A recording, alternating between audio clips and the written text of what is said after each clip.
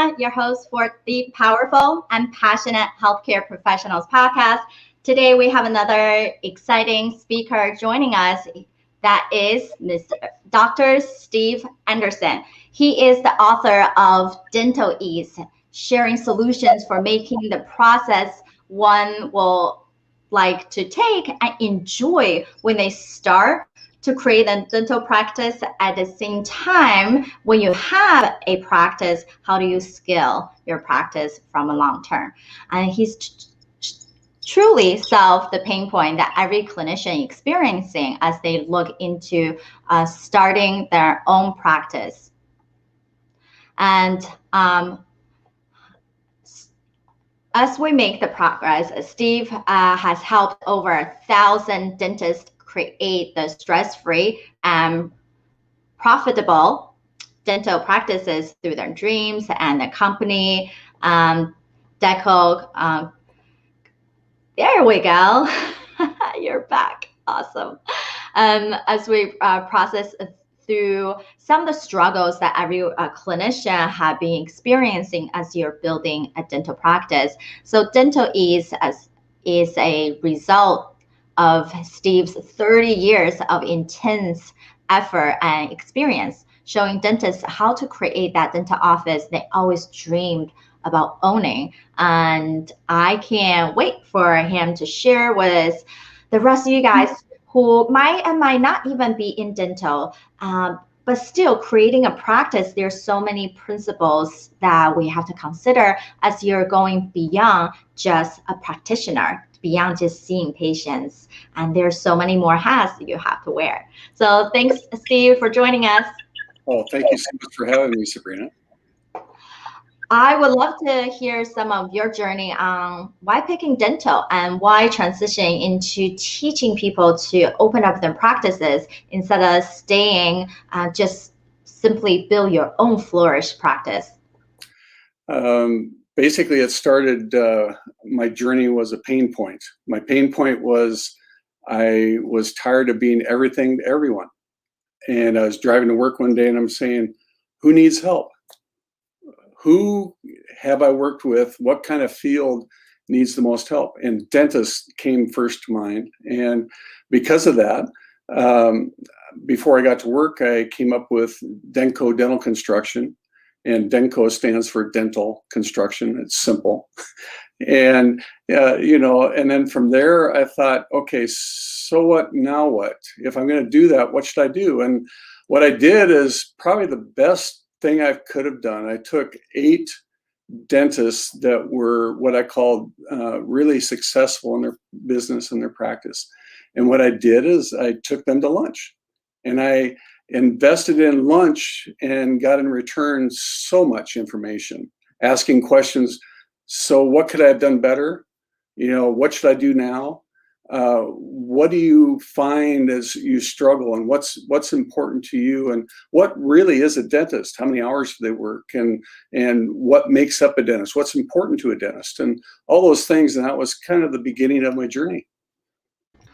Yeah, what you pointed out is so crucial. Everybody who's listening, all Steve did was I needed to do my research. I need to get into those people's head. I need to help the people to understand what their pain points are. So then I can produce something to make them life easier.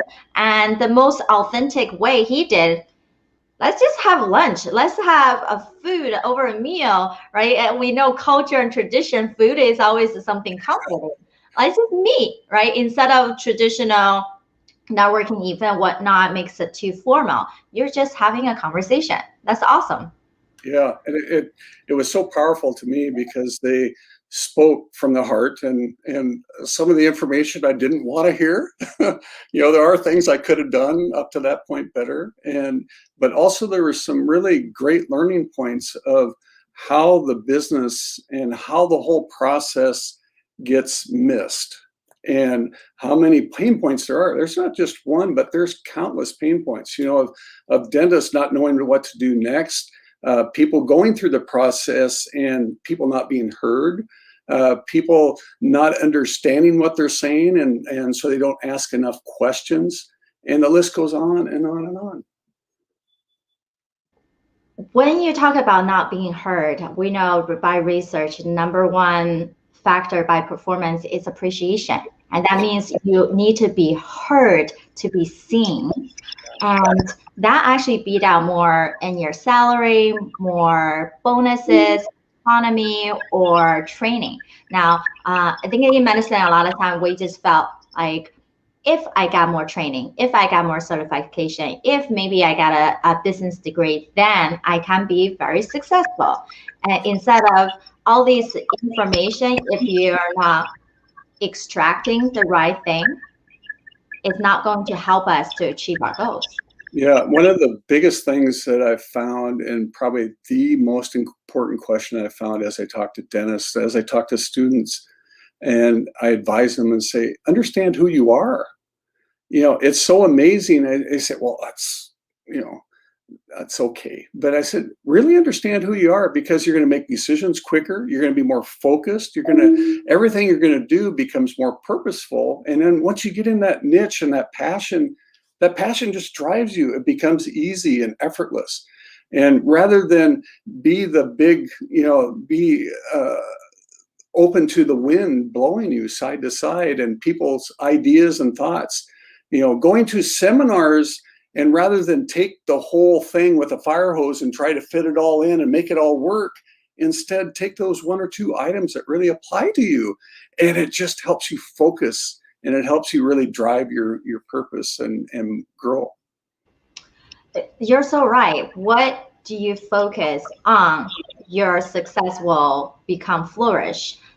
Our mind are so good at, oh, if I meet someone and I never met that person before, and somehow they're popping up in our life left and right because we start paying attention to that person, right?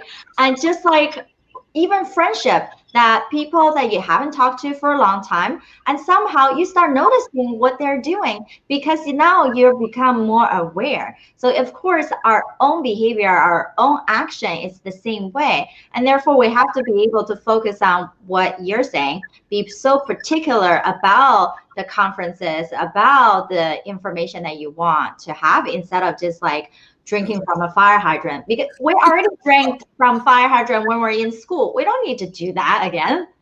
No, and I have so many, especially students or people that are just starting to practice. They might even have worked out in the field for 6, 8, 10 years, and they become this. Okay, I got to do what this company says. And the one thing I found that's consistent with all these majority of the professionals is they're focused on what's best for them, not what's best for you. They're focused on what's best for them. So I say, when you go to these seminars, when you go to these classes, put the screen on, put the filter on. And I've had clients come in and they just spent $10,000 on a program, or helping with finishes, or they just got signed up and they just went to this $3,500 class, and they got this big thick book, and it's going to help me. And I say, okay, let's set this aside.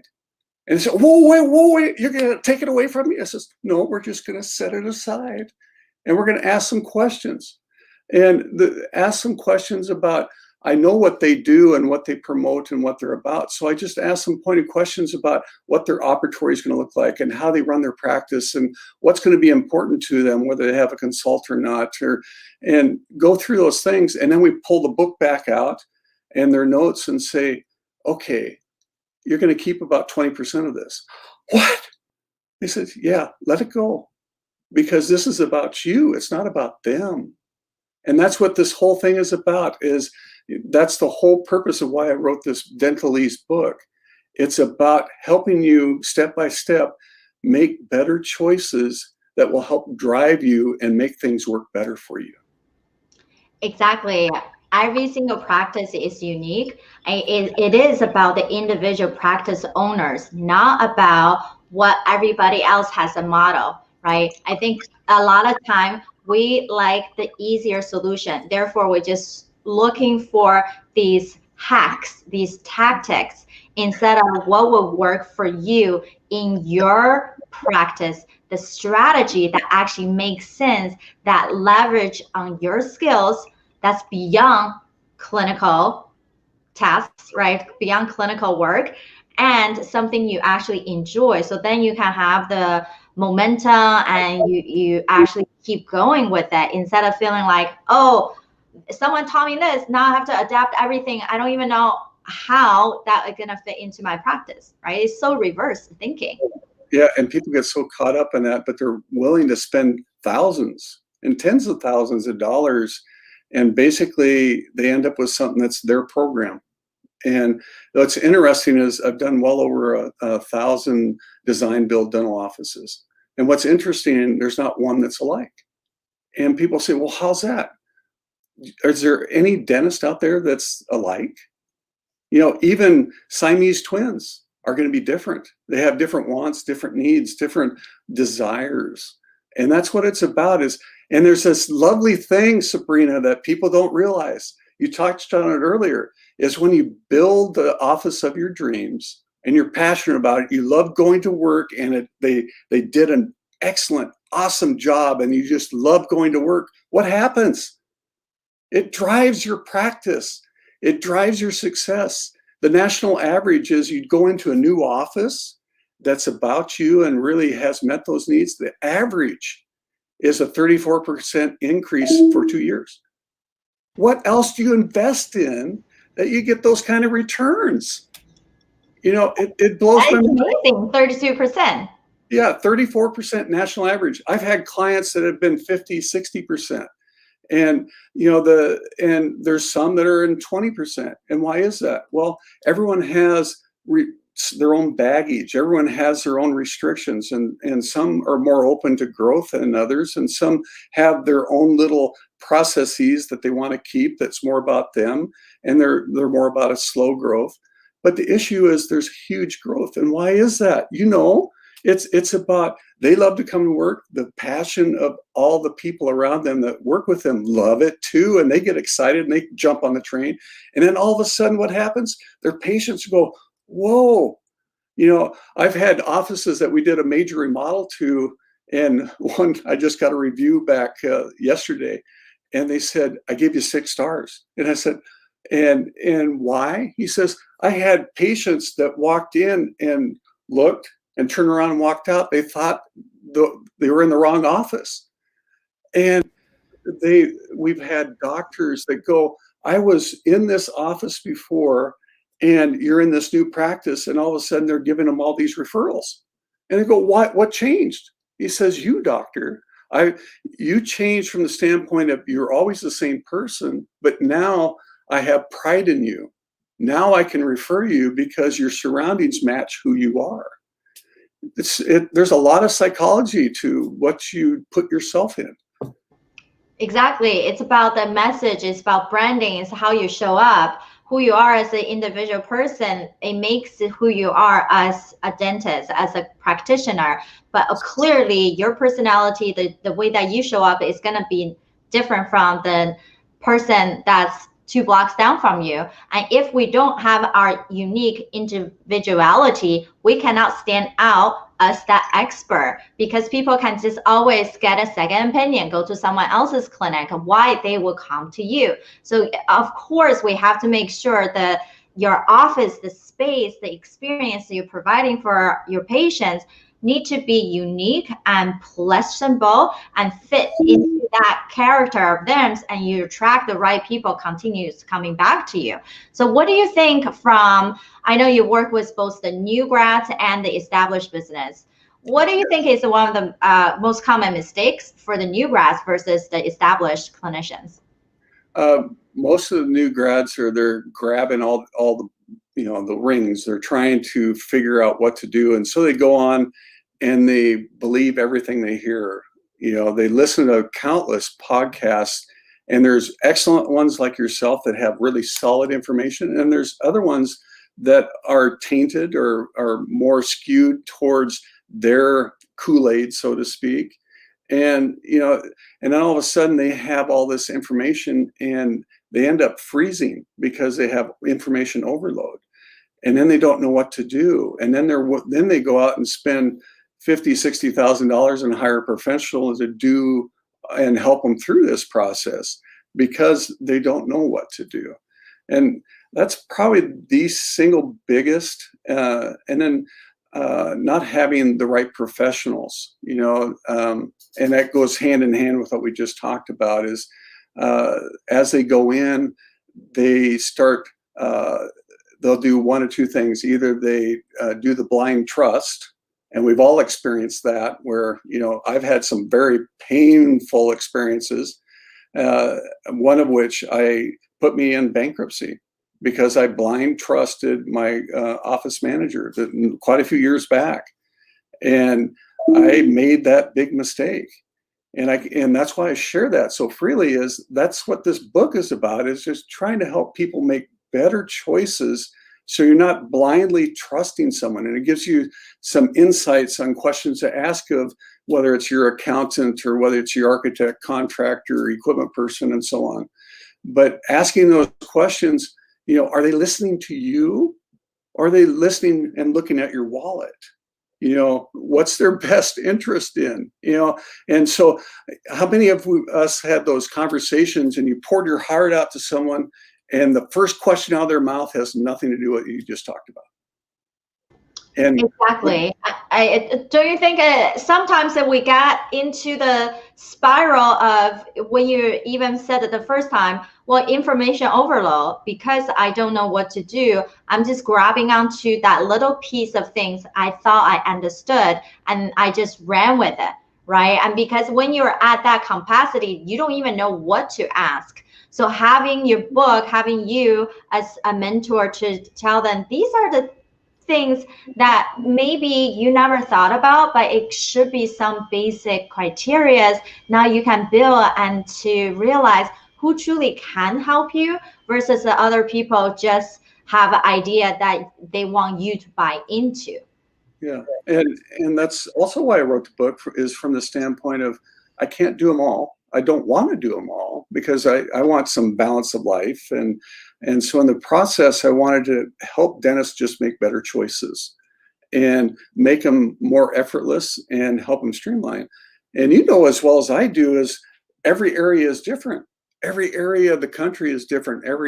They all have unique people, and there's some really gifted people. And you might have a really good contractor in this area, but over the next state over, they don't. But their strong suit might be the architect, or it might be the equipment person. And so it helps you, the book helps you focus and figure out who those are. And then they can come alongside you and help build that team of trusted, and then another word that doesn't get used very often, accountable professionals. That accountability is huge. And we talk about it a lot because, again, back to that blind trust issue, is you want to make sure people come back to you with good information, but not be afraid to share the rewards. I mean, I think of a dentist I talked to down in Tucson a few years ago, and he was saying proudly, well, I've spent $40,000 a year for this consultant. And I said, well, what's your return? And he said, well, we're doing okay. and I said, define okay. Are you going like this? And he says, yeah, we're doing about like this. And I said, why do you still have him there? Well, he's kind of become a friend, and he shows up for lunch when we have our meetings, and I can't let him go, but that's what we get sucked into, because most dentists, the one thing I found when I first started lecturing at dental colleges was a little fact. Dentists don't like conflict. Minor issue, but how does that fit into the big scheme of things? It's interesting. I've done polls. I've had a class of 106 or 90, and I say, how many of you like conflict? One will put their hand up. Right. I mean, that's when we talk about in positive psychology, that is avoidance tendency. We try to avoid the pain because we're so good at being a service to other people. We wanted to please them. We want to make sure people get rid of their own toothache or have a beautiful smile. And you wanted everybody to be on top of each other, right? And then the difficult conversation part, it becomes hard. And whether it's we're afraid that the conversation going to go south, it's going to make things worse, or we're afraid that maybe is not exactly what have happened, right? Or people hire their own family to run their offices and then they can't even fire them. And it just become, yeah, sometimes a little nuts. In reality, instead of hiring professionals to be able to keep them to certain standard. And when people who got hired as professional and somehow they transition into that friend zone, you still have to have boundaries, be able to say yes and no, to have these discussions. I think even from many people I work with, clearly I'm not the expert as you with the operation business side. I'm all about just the mental immunity side, right? How do we make decisions and get rid of these sabotaging tendencies so we don't get trapped into have all these options and tools and can't even optimize them? And that's the most powerful thing that you can do. The best gift that you can do, Sabrina, for any professional is to help them deal with their baggage. I even talk openly in my book about how, if you got baggage, get a counselor, hire someone to help you deal with it and get rid of it and work through it. And I have, I even did a checkup last year, just saying, I have some of these things that just aren't working for me. And it takes a big person to really acknowledge that, but you succeed so much better, and you're not dragging this ball and chain every day along with you when you have this self-sabotage. And I dealt with that early on in business, and it was brutal. I mentioned that I went through bankruptcy, and I went through a class, and they go, well, you caused that. You set yourself up for that. And I'm going, no. It hurts, right? It's like, how can I? I said, absolutely not. I said, no, there's no way. And then I started thinking about it, and I'm going, I set myself up for that. And that's what you need to hear, is we all go through things that really pile onto our body and our being, and it becomes part of us. And some is good, and sometimes a lot of it's bad. And we just need to work through that and what that is. Exactly. And it's okay. I believe that all of us have some type of self-sabotaging tendency. It's not to say I'm so confident in everything I do, I'm no longer going to have any of them. I need to diminish everything. That is really putting ourselves into a tough spot to say, I have to be this perfect person. And in healthcare, we know it's patient, and you have to practice with patience, right? So even that word in itself, we don't have to be a superman, superwoman to be a great clinician, to be a great boss, to be a great person, to create these amazing changes in your community. We have to just simply realize, you know what? These sabotaging tendencies, they're just my brain created this persona. They're not true me. Myself is already amazing. If I can just call these things out that don't serve me quicker, then of course I can get to a better state, right? And so, Steve, have you seen, even from the established clinicians, what are some of the downfalls? And then what are some things when you work with them, you can click like that? They think they know it all, and they're afraid to say they don't know what they don't know. And that's it's might be a little simple phrase, but there's a lot of truth of, you don't know what you don't know, and it can be so painful and so detrimental to your future if you don't understand all these questions that need to be asked to help you move forward. I'll give you an example. I met with a doctor a few years ago, and he had the plans totally done, and I walked in and he says, Steve, you're going to do the job. Here's the plans. Let's get going. And I said, that's nice. Let's walk your office. So I looked at his office, and I'm going, And then I asked him some pointed questions, and we laid out the plans. And I said, you're not dealing with any of your pain points. And he says, well, what pain points? He says, well, you've been here, 10 years? And aren't you a little frustrated in your operatory? And he says, well, yeah. And you're bringing in a new dentist that is 100 pounds bigger than you. He's 6 inches taller, and he's like a big linebacker. And in the process of this, you have an area that's too tight between your head wall and your head of your patient. And not only that, the sink is in a terrible location. And he says, you're right. What do we do? And he says, well, number one, let's stop the insanity. At minimum, change the new operatories. But I said, look at this. You hired this professional over 10 years ago to help you lay this out. And they didn't do a really good job in the operatory, but they were a dental specialist, and it is what it is. But let's acknowledge it and let's move forward. And you have the 6-foot hallway outside the operatory, 6 feet. And I said, we could take a foot, we can take you as much as 1.5 feet, and you'd still have a spacious hallway. And we could do this all while we're remodeling the office. He said, really? And I said, don't you think your linebacker that's going to start here in a few months is going to appreciate being able to fit in the operatory without having to turn the chair every time he walks in? It's just one of countless opportunities and things that I see regularly is the extra question not being asked. And they went all the way to permit. And I've had a doctor that I talked to Sabrina with just a week or so ago. And as we were talking, he gave me the program. And so we're going through all the list. And the program for the audience is basically, what do you want to fit in your box? What do you want it? How many operatories do you want them all the same? Do you want just for hygiene? You want to have surgical ops and, naturally have an equipment room and sterile, and we get into the break room and waiting room and so on. And I go down through the list, and so I go, okay, so I'm a little conflicted. He says, well, what do you mean? He says, well, you just gave me a program that's 2,800, 3,000 square feet, and you just got done telling me that your broker's looking for a 1,500 square foot space. Which do you want?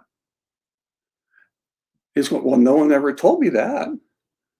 And I said, so let's be clear. I says, cost of construction's up, cost of doing a lease or a purchase is up, and you want a return. But the bigger question is back to that who and why. Who are you?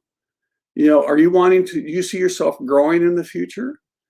If so, we need to think about the 3,000 square feet. If it's something that you're really thinking about, you're going to do another office in the future, or you just want to grow this to a certain size and sell it, or that's just you, that's okay.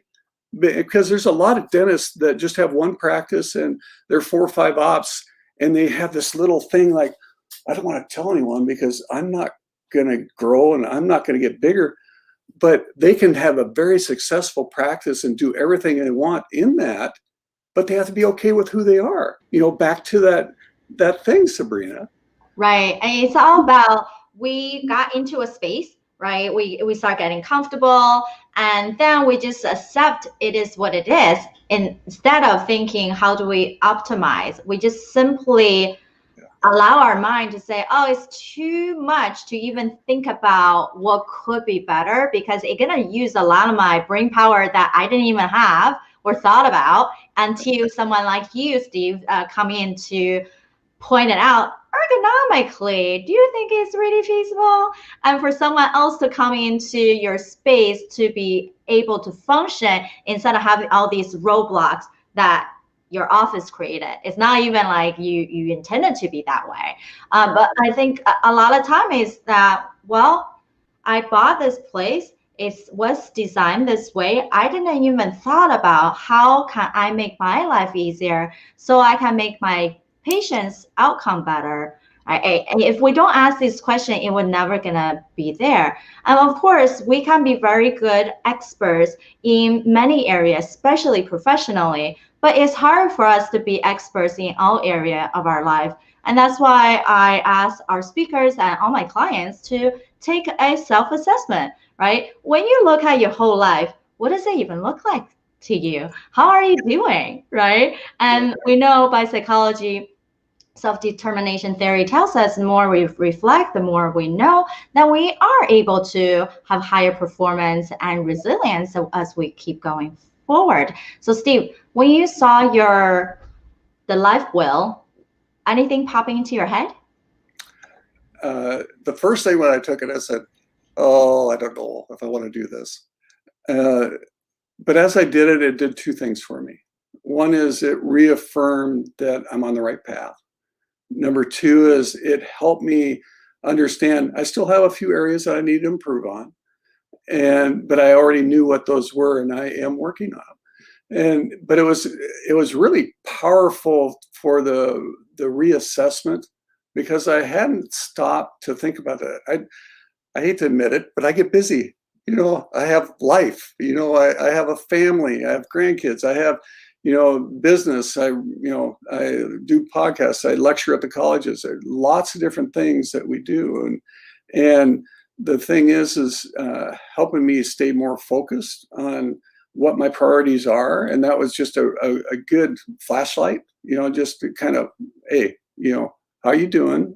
Remember you had a couple goals, and don't forget about those. And not that we would ever do that, but especially for men, the tendency is we want more, and we think we need to work harder, and we need to work longer, and typically our personal life suffers. So yes, I totally believe what you're saying. When you have these big missions, you're doing so well, and you just keep going at it, and sometimes it's hard for us to reward ourselves, to see all the amazing things that had happened, and then that will give us the fuel to keep moving forward. When we are getting trapped into just being busy all the time and working on all these amazing things, we don't even see all the awesomeness that we have already established for ourselves. So thank you so much for sharing that. I know a lot of people are going to want to dive deeper into your book, and even contacting you to learn more about your services. How can they find the book and then connect with you? DreamDentalPractice.net. DreamDentalPractice.net. And if you can't remember anything else, Denco Dental Construction, you go on the website and it has a link to it. But again, Denco stands for dental construction, Denco Dental Construction, or Steve Anderson. So. Amazing. Thank you so much. Thanks everyone for listening in, whether you're watching this on the live stream or you're listening to the podcast. We would love to hear from you. What is a major takeaway that you had, or some of the questions you might still have during our conversation? So please let us know, leave a comment below, or give us a review on iTunes. Until next time, bye guys. Thank you.